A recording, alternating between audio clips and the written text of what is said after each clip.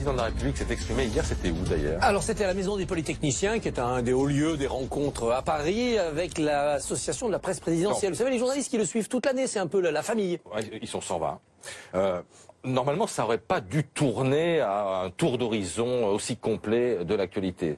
Sauf que le président s'est livré à une véritable conférence de presse, dans des conditions un peu particulières, parce que les enregistrements étaient interdits. Pas d'enregistrement, on a eu une image muette, pas de tweet pendant, mais la possibilité pour les journalistes de débriefer leur rédaction ensuite, et donc on a des comptes rendus assez précis de ce qui a été abordé. Tout a été abordé. D'abord que le président s'occupe de tout, on n'en doutait pas, mais on voit mieux maintenant comment ça marche. Tout remonte à un trio à l'Élysée, Alexis Kohler, Ismaël Emelien, donc le secrétaire général de l'Élysée et le conseiller spécial du président, et bien sûr Macron. Macron s'occupe de tout. Les sujets de politique publique, il les a tous abordés hier. Également les impondérables, l'affaire Hulot, l'affaire Darmanin, ça lui remonte.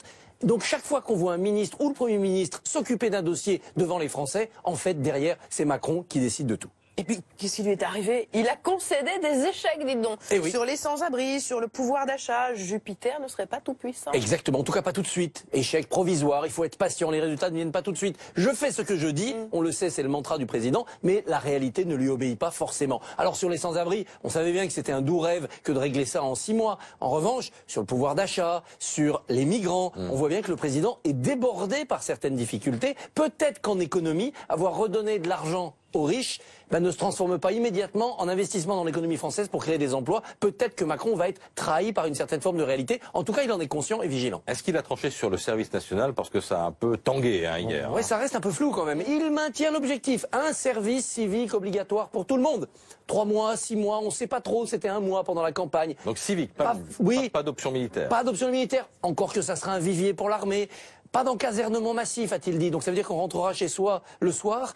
On n'a pas compris la philosophie. C'est pour quoi faire? C'est pour former de bons citoyens? C'est pour former de futurs militaires éventuellement? C'est pour former des gens qui vont s'occuper après des personnes âgées ou des sans-abri dans la rue? On n'a pas compris la philosophie. Le projet mérite d'être précisé à nouveau. Quelle est votre note ce matin? 9 sur 20 pour Anne Hidalgo, qui est dans une bien mauvaise querelle. Michel Déon, l'académicien français, décédé il y a longtemps, voudrait être enterré à Paris et la mairie de Paris refuse. Il ne remplit pas les conditions, c'est-à-dire être mort à Paris ou avoir vécu à Paris. Il était quand même à l'Académie française. Oui, mais il y a un code. Oui, mais le code, c'est pour que la mairie soit obligée de ne pas refuser des sépultures à ceux qui sont morts à Paris ou qui ont vécu à Paris. Ceux qui sont dans d'autres conditions, elle peut leur accorder une forme d'hospitalité funéraire. Napoléon n'est pas mort à Paris, il ne vivait plus à Paris depuis 6 mois, il ne payait plus d'impôts à Paris, il est quand même enterré à Paris, que je sache.